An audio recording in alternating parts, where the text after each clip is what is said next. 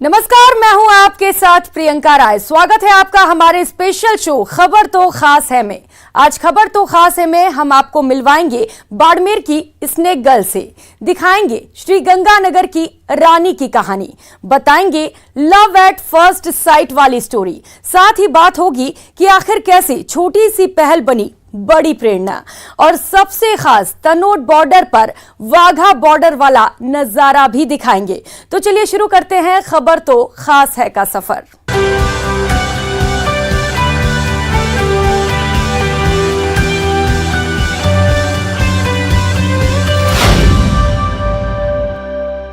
खबर तो खास है में आपको मिलवाते हैं एक ऐसी जाबाज से जो खतरों की खिलाड़ी है, जो जहरीले सांपों से अटखेलियां करती है, चुटकियों में कोबरा को काबू में कर लेती है, जो बाड़मेर की स्नेक गर्ल के नाम से जानी जाती है।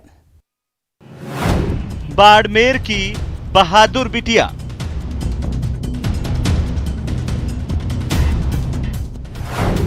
जहरीले सांपों को पकड़ने वाली जांबाज,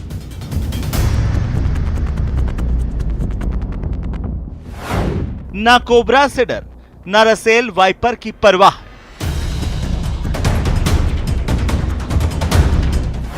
प्रियंका का सपना, पीवड़ा सांप का रेस्क्यू।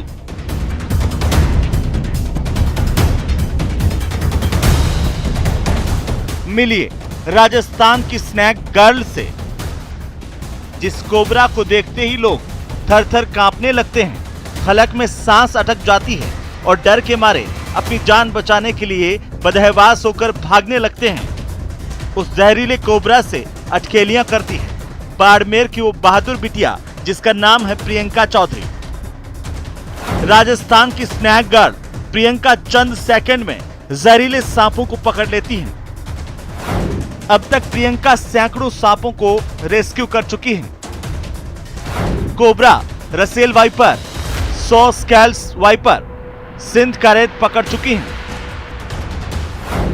अब प्रियंका पीवड़ा सांप को रेस्क्यू करना चाहती हैं। जहरीले सांपों को पकड़ने वाली जांबाज बिटिया को अब तक कई बार सम्मानित भी किया जा चुका है। और मैंने यहाँ पे काफ़ी मात्रा में स्नेक रेस्क्यू किया है, जिसमें सबसे ज़्यादा कोबरा रेस्क्यू किया है। उसके अलावा जीबीआर रेस्क्यू किया, जो नॉन वेनिमस होता है, जिसको चिकना धावक बोलते हैं। इसके अलावा यहाँ पे रसल वाइपर भी है, और सिंध करेत, जिसको यहाँ पे पीवड़ा सांप बोलते हैं। उसका मेरी इच्छा है कि मैं उसका रेस्क्यू करूँ, पर अभी तक वो हुआ नहीं है। बाड़मेर के सवाऊ मूलराज की रहने वाली प्रियंका ने अपने फॉरेस्टर पिता हरजीराम के साथ प्रतापगढ़ के जंगलों में सांपों के रेस्क्यू को सीखा। जयपुर में सांपों को पकड़ने की ट्रेनिंग ली। साल 2016 में वन विभाग में वन रक्षक बनी। वन रक्षक बनते ही सांपों के रेस्क्यू में जुट गईं। पहले सांप की किस्म और उसके स्वभाव के बारे में पूरी जानकारी जुटाती हैं और फिर उसका रेस्क्यू करती हैं। रेस्क्यू के टाइम हम प्रॉपर सांप को सबसे पहले तो यही देखते हैं कि भाई सांप कौन सा है, वो वेनिमस है या नॉन वेनिमस है। उसके अलावा वहाँ पे मतलब क्या कंडीशन होती है, पहले सामान हटाना है या पहले जो भी आसपास की चीज़ों का पहले निरीक्षण करते हुए सांप कौन सी साइड जाएगा। तो मैं चाहती हूँ मेरे साथ और ज़्यादा से ज़्यादा लोग जुड़े। प्रियंका को सांपों का रेस्क्यू करना काफी अच्छा लगता है। वो चाहती है कि इस क्षेत्र में और भी बेटियां आगे आएं और किसान के सबसे अच्छे साथी कहे जाने वाले सांपों को बचाने की पहल करें। बाड़मेर से न्यूज़ 18 के लिए प्रेमदान की रिपोर्ट। 15 साल, वो उम्र जिसमें बच्चे नए सपने बुनते हैं और उस दिशा में आगे बढ़ते हैं। लेकिन श्री गंगानगर में 15 साल की रानी पर नियति ने ऐसा कहर ढाया कि मत पूछिए। 15 साल की रानी अपने सपनों को तिलांजलि देकर परिवार की जिम्मेदारी उठा रही है। मेरे पापा ने छोटी सी ये फैक्ट्री लगा रखी थी दिनों से, तो मैं उसी को चला के अपना खर्चा निकाल रही हूँ। क्या तुम पढ़ाई नहीं करते? पढ़ाई नहीं करती। अगर मैं पढ़ाई करूंगी तो मेरे घर को कौन संभालेगा, और बैंक में जो लोन है उसको भी भरना है। अच्छा, तो फिर उसको कौन देगा। सुनकर यकीन नहीं हो रहा ना, हो भी कैसे। खेलने खाने और पढ़ने लिखने की उम्र में अगर सिर से पिता का साया उठ जाए, माँ डिप्रेशन में चली जाए, छोटे भाई का स्कूल छूट जाए, परिवार के सामने भरण पोषण की समस्या खड़ी हो जाए, तो अच्छों के दिन का चैन और रातों की नींद हराम हो जाती है। लेकिन श्री गंगानगर की 15 साल की रानी इन तमाम मुश्किलों का बड़ी बहादुरी से सामना कर रही है। 5 महीने पहले पापा टूर पे जा रहे थे, जब उनका एक्सीडेंट हो गया तो पापा की डेथ हुई। अच्छा, तो अब घर में कौन कौन है? घर में मम्मी है और मेरा छोटा भाई है और मैं। मम्मी क्या करती हैं? मम्मी की तबीयत ठीक नहीं है और मम्मी घर पे ही है। ओके। श्री गंगानगर जिला मुख्यालय के वार्ड नंबर 27 की ब्रह्म कॉलोनी में रहने वाली रानी के पिता की सड़क हादसे में हुई मौत के बाद अब रानी न केवल अपनी अवसादग्रस्त मां को संभाल रही हैं, बल्कि अपने छोटे भाई की पढ़ाई जारी रखने की जद्दोजहद में भी जुटी हुई हैं। इतना ही नहीं, दिवंगत पिता पर चढ़ा 19 लाख रुपए का कर्ज चुकाने के लिए वो पिता की बंद पड़ी फैक्ट्री को भी चला रही हैं। वो भी तब जब पिता की मौत के कुछ ही दिनों बाद बैंक वाले उसे नोटिस पर नोटिस भेज रहे हैं। पापा ने घर बनाने के लिए लिया था। फिर अब बैंक से कोई बातचीत होती है? हाँ, वो तो कहते हैं अगर पैसे नहीं दिए ना तो घर को छीन लेंगे। अच्छा, ऐसे कहते हैं? हाँ जी। घर पे भी आते हैं आपके? हाँ, 2 बार आ चुके हैं। मुश्किलें तमाम हैं, जिनका रानी बहुत बहादुरी से सामना कर रही है। स्थानीय पार्षद सुरेंद्र स्वामी सहित दूसरे लोगों की मदद से रानी ने अपने पिता की बंद पड़ी फैक्ट्री को फिर से शुरू किया है और अपने 9 वर्षीय छोटे भाई शिवम को नजदीकी स्कूल में दाखिला दिलवाया है। रानी अब स्थानीय प्रशासन के साथ साथ सरकार की तरफ उम्मीद भरी निगाहों से देख रही है। तो कोई संस्था द्वारा या कोई सरकार के द्वारा मुझे मदद मिल जाए तो मेरा जो लोन है वो कम हो जाए या माफ हो जाए तो सही रहेगा। हिंदुस्तान का जो बैंकिंग जो सिस्टम है उसमें एक भारी कमी ये है कि अगर आप ईमानदारी से पैसे चुकाना चाहते हो तो आपको पाई चुकानी पड़ेगी, आपकी चमड़ी तक उतार लेंगे। और अगर आप बेईमानी करना चाहते हो, बैंक करप्ट होना चाहते हो, तो बैंक आपको मूलधन में भी छूट कर देगा, ब्याज में छूट कर देगा और आपको हाथाजोड़ी भी करेगा और आपको दोबारा खूब सारा पैसा भी देगा। रानी को लोन चुकाने में रियायत की दरकार है ताकि वो अपने परिवार को संभालने के साथ साथ अपनी पढ़ाई भी जारी रख सके और बैंक के कर्ज को भी ईमानदारी से चुका सके। क्या किसी जिम्मेदार तक उसकी फरियाद पहुंच रही है? ऐसे में पढ़ाई छोड़ चुकी रानी अब सरकार की ओर आस लगाए बैठी है कि उसके पिता के द्वारा लिए गए कर्ज में बैंक या सरकारी स्तर पर कुछ रियायत दी जाए ताकि वो मेहनत से अपने पिता के द्वारा लिए गए कर्ज को चुका सके, साथ ही अपनी पढ़ाई एक बार फिर से शुरू कर सके। अशोक शर्मा, न्यूज़ 18 श्री गंगानगर। बेटियां सशक्त होंगी तो समाज भी प्रगति कर सकता है। इसी सोच को लेकर दौसा के कलेक्टर ने एक नवाचार किया, जिसके तहत जिले में पढ़ने वाली 50 बच्चियों को काउंसलिंग विद कलेक्टर कार्यक्रम में बुलाया गया, जहां उनकी समस्या सुनी गई और उन्हें आगे बढ़ने का हौसला दिया गया। डरना मना है और हार से ही सीखना होगा। साथ ही उद्देश्य प्राप्त करने के लिए निरंतर प्रयास जरूरी हैं। इसी तरह का कुछ संवाद देखने को मिला जब जिला कलेक्टर ने बच्चियों से संवाद किया। बेटियों से सशक्त संवाद।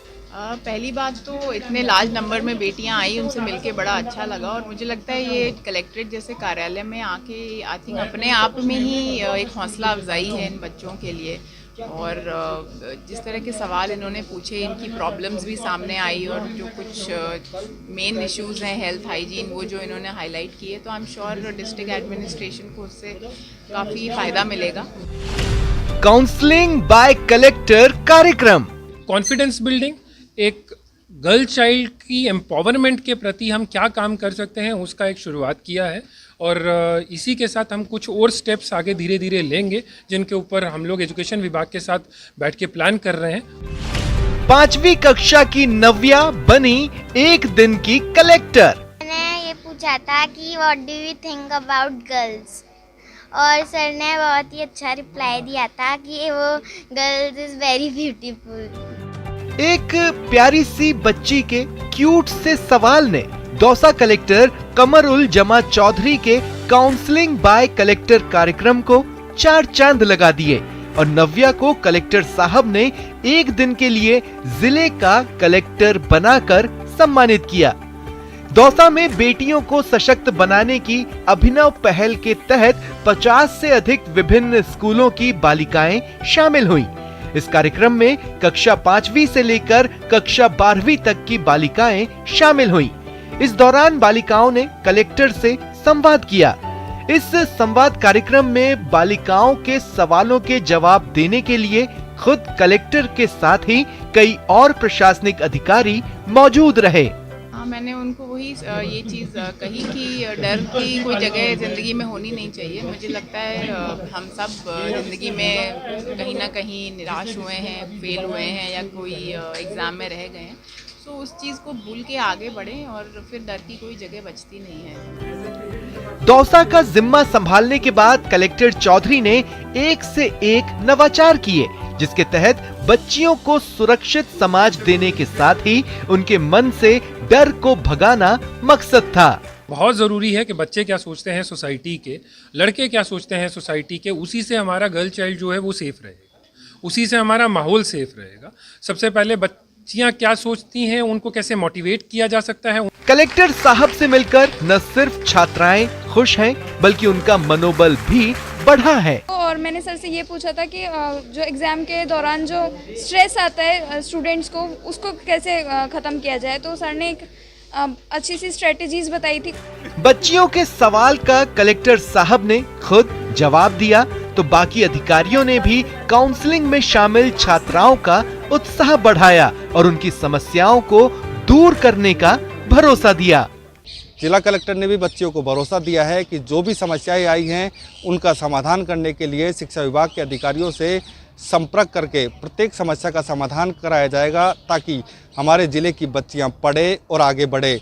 साथ ही दौसा ज़िले में एक ऐसा माहौल बनाया जाएगा ताकि बाल लिंगानुपात भी बढ़ सके। आशीष शर्मा, न्यूज़ 18, दौसा। अब बात प्यार की एक ऐसी कहानी की जो पूरी तरह से फिल्मी है। लव एट फर्स्ट साइट वाली स्टोरी। 7 समंदर पार ये लव स्टोरी परवान चढ़ी, लेकिन इस प्यार को असली मुकाम राजस्थान में मिला। राजस्थान का दूल्हा,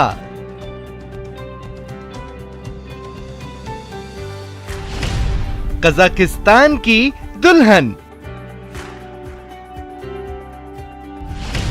7 समंदर पार प्यार, सीकर में 7 फेरे, प्यार की फिल्मी कहानी। ये लव स्टोरी पूरी तरह फिल्मी है। 3 साल पहले 7 समंदर पार प्यार परवान चढ़ा, लेकिन इस प्यार पर असली रंग राजस्थान में चढ़ा। 10 फरवरी को सीकर में 2 प्यार करने वाले शादी के पवित्र बंधन में बंधे और हमेशा के लिए एक दूजे के हो गए। ये प्यार की कहानी शुरू होती है टर्की से, जब 3 साल पहले पंकज और तानिया मिले। टर्की एयरपोर्ट पर दोनों की नजरें मिली। मुलाकात के बाद दोनों की दोस्ती हुई। धीरे धीरे दोस्ती प्यार में बदल गई और दोनों ने शादी का फैसला कर लिया।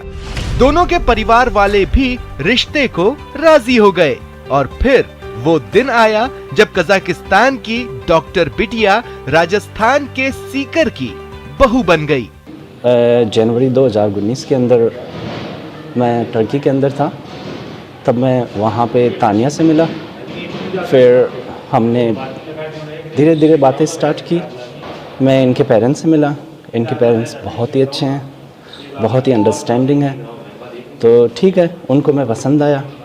जब प्यार किया तो कैसी दूरी और क्या भाषा की मजबूरी। पंकज से शादी की खातिर तानिया ने हिंदी बोलना भी सीखा और 2 साल तक शादी के लिए इंतजार भी किया। अक्टूबर 2019 में दोनों की सगाई हुई। कोरोना काल में तानिया को वीजा नहीं मिला। 2 साल तक तानिया ने शादी का इंतजार किया। वीजा मिलते ही 1 फरवरी को सीकर पहुंच गई। विदेशी दुल्हन को पंकज के परिवार वालों ने भी खुले दिल से अपनाया और धूमधाम से दोनों की शादी करवाई। आप दूसरी कंट्री के अंदर जाते हो तो आपको लैंग्वेज के थोड़े इश्यूज आते हैं, आप ओवरकम कर लेते हो, लेकिन आपको टाइम लगता है। तो सीख रही हैं, थोड़ी आती है, थोड़ी कोशिश कर रही हैं, थोड़ा टाइम लगेगा लेकिन सीख जाएगी। टर्की में इनकी मुलाकात हुई एयरपोर्ट पर, बस वहीं उनके दोनों के सेट हो गया और वीज़ा नहीं मिल पाने की वजह से इनकी शादी टलती चली गई। अभी इनको सिर्फ 30 दिन का वीज़ा मिला है और अब हमने इनकी शादी कर दी है। सीकर का सैनी परिवार विदेशी दुल्हन पाकर बेहद खुश है, तो अपने प्यार पंकज की बिंदनी बनकर तानिया की खुशी का भी ठिकाना नहीं है। संदीप हुड्डा, न्यूज़ 18 राजस्थान, सीकर।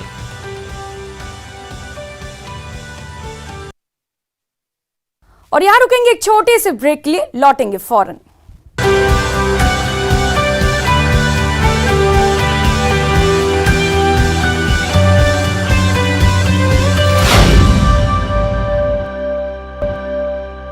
सकारात्मक सोच के साथ की गई छोटी सी पहल भी बड़ी प्रेरणा बन सकती है। कोरोना से निराशा के माहौल में जब बच्चों ने स्कूल से मुंह मोड़ लिया तो चित्तौड़गढ़ के सरकारी स्कूल की एक शिक्षिका बदलाव लाने के लिए आगे आई। बगैर किसी के इंतजार के खुद अपने स्तर पर छोटी सी पहल के साथ वो बदलाव की वाहक बनी और फिर बदल गई स्कूल की तस्वीर। चित्तौड़गढ़ के मुख्यालय से महज 5 किलोमीटर दूर स्थित धनेत कला विद्यालय में कार्यरत अध्यापिका ने, जिसने अपने खुद के खर्च पर विद्यालय की तस्वीर को बदलने का जिम्मा उठाया है।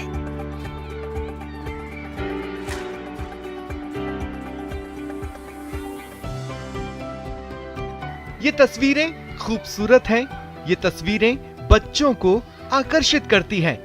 ये सोच सकारात्मक है। एक सरकारी स्कूल को लेकर मन में आने वाले विचारों को बदलने वाली तस्वीर है। मिलिए इस बदलाव को अपने दम पर आगे बढ़ाने वाली शिक्षिका से। नाम है हेमलता शर्मा। नवाचार एक्चुअली इसलिए करना पड़ा कि हम देख रहे थे कि जब लॉकडाउन के बाद जब विद्यालय खुले तो बच्चों में वो रुझान जो पढ़ाई के प्रति पहले लगातार आने से हो रहा था। कोरोना से जब जिंदगी में निराशा फैलने लगी तो चित्तौड़गढ़ के इस राजकीय कन्या माध्यमिक विद्यालय की शिक्षिका ने इसमें बदलाव का बीड़ा उठाया और इसमें उनकी कलात्मक सोच ने मदद की। तो हमने सोचा कुछ ऐसा रोचक किया जाए, कुछ ऐसा इंटरेस्टिंग बनाए, विद्यालय को इतना आकर्षक बना दे कि बच्चे जो है दौड़कर स्कूल आना चाहें और स्कूल से उनका एक जुड़ाव हो। तो ये सोच रही, और क्योंकि मेरा कला से लगाव शुरू से ही रहा है तो मैं सोचती थी कि अगर मैं इसे पेंटिंग से ज़्यादा खूबसूरत बना दूं तो यहाँ थोड़ी आकर्षण बढ़ जाए। कहते हैं कि बदलाव के लिए किसी के इंतजार से हमेशा मीठा हो ऐसी कोई गारंटी नहीं होती। कई बार अकेले की पहल से भी बदलाव लाया जा सकता है। हेमलता शर्मा ने भी ऐसा ही किया। चुनौती के रूप में मैंने इसे स्वीकार किया। पहले हमने सोचा कि कहीं से ये पैसे अरेंज हो जाए, लेकिन वो हो नहीं पाए। तब फिर इसका खर्चा मैंने स्वयं उठाया है। इसमें 7 से 8 हजार रुपए का अभी तक खर्च हो चुका है इस पर। जो बच्चे कोरोना के कारण विद्यालय से दूर हो गए थे, उनका विद्यालय में रुझान पुनः जागृत हो सके, लगातार इस दिशा में प्रयास किया जा रहा है। अपने खुद के खर्च पर राशि खर्च कर उन्होंने दीवारों को अपने हाथों से इस तरह से रंगा है कि विद्यालय में प्रवेश करते ही ऐसा लगता है मानो किसी सरकारी स्कूल में नहीं बल्कि किसी निजी स्कूल में आए। जब एक शिक्षिका ने पहल की तो दूसरे साथियों ने भी इसे हाथों हाथ लिया और अब विद्यालय में आए इस सकारात्मक बदलाव के लिए हर कोई अपना योगदान करना चाहता है। बच्चे जो थे कोविड-19 के कारण बच्चों का पढ़ाई से आकर्षण जो खत्म हुआ, उस आकर्षण को बढ़ाने के लिए, पढ़ाई के प्रति अपने रुझान को आगे बढ़ाने के लिए इन्होंने कुछ प्रयास किया है। उस प्रयास में हम सब भी इनका पूरा भरपूर सहयोग कर रहे हैं और आगे भी करेंगे। शुरुआत भले ही छोटी है लेकिन बदलाव के हौसले में बड़ा दम है और यह शुरुआत आने वाले समय में विद्यालय की पूरी तस्वीर बदलेगी। इस बात की कोशिश लगातार जारी रहेगी क्योंकि ये सोच अनुकरणीय है। आने वाले समय में ये तस्वीर और बदलेगी, इसका प्रयास भी इनकी साथी अध्यापिका है और साथी स्टाफ कर रहा है। आने वाले समय भामाशाह के सहयोग से इस विद्यालय को बेहतर तरीके से बच्चों के लिए बनाया जाएगा। इस बात के लगातार प्रयास जारी रहेंगे। कैमरा पर्सन विनोद के साथ सुभाष बैरागी, न्यूज़ 18 चित्तौड़गढ़। पंजाब के वाघा बॉर्डर की तर्ज पर अब राजस्थान के तनोट बॉर्डर पर भी टूरिस्ट बीटिंग रिट्रीट सेरेमनी का दीदार कर सकेंगे। इतना ही नहीं, अगले महीने से यहां पर वॉच टावर से टूरिस्ट सीमा पार पाकिस्तान की चौकियों को भी देख सकेंगे। जैसलमेर में बॉर्डर टूरिज्म को बढ़ावा, तनोट बॉर्डर पर वाघा बॉर्डर वाला नजारा। जैसलमेर में होगी बीटिंग रिट्रीट सेरेमनी, बॉर्डर पर वॉच टावर और war museum. Attari Wagah border की तर्ज पर अब जैसलमेर में भी रिट्रीट सेरेमनी होगी। रिट्रीट सेरेमनी के लिए अंतर्राष्ट्रीय भारत पाक सीमा की बबलियान चौकी पर 2 करोड़ की लागत से 10 बीघा जमीन पर एक स्टेडियम तैयार करवाया गया है, जहां 2000 लोगों के बैठने की व्यवस्था होगी। जी हाँ, तैयार हो जाइए जैसलमेर में उस खूबसूरत नजारे को देखने के लिए जिसके लिए अब तक आपको पंजाब के वाघा बॉर्डर जाना पड़ता था। अब जल्द ही आप जैसलमेर के तनोट बॉर्डर पर वाघा बॉर्डर की तर्ज पर बीटिंग रिट्रीट सेरेमनी और परेड का दीदार कर सकेंगे। जैसलमेर डिस्ट्रिक्ट की तरफ से एक बॉर्डर टूरिज्म का एक प्रोजेक्ट बबलियान वाला जो हमारी बॉर्डर आउटपोस्ट है उसके नजदीक शुरू हो रहा है। उसके साथ ही एक स्टेडियम जो बन रहा है जिसमें बीएसएफ की तरफ से आगे आने वाले दिनों में हम एक रिट्रीट सेरेमनी जो शाम के टाइम पर शुरू की जाएगी। मार्च में होने वाली परेड देखने को मिलेगी। यहाँ सीमा पर एक स्टेडियम बनाया जा रहा है। स्टेडियम में एक साथ 2000 दर्शक बैठ सकेंगे। दोनों तरफ सैलानियों के लिए कुर्सियां लगाई गई हैं। स्वर्ण नगरी के सोनार किले की तर्ज पर दीवार होगी। स्टेडियम में डीजे लगेंगे, देशभक्ति के गीत बजेंगे। 10 बीघा वाले प्रोजेक्ट पर 2.5 करोड़ खर्च होंगे।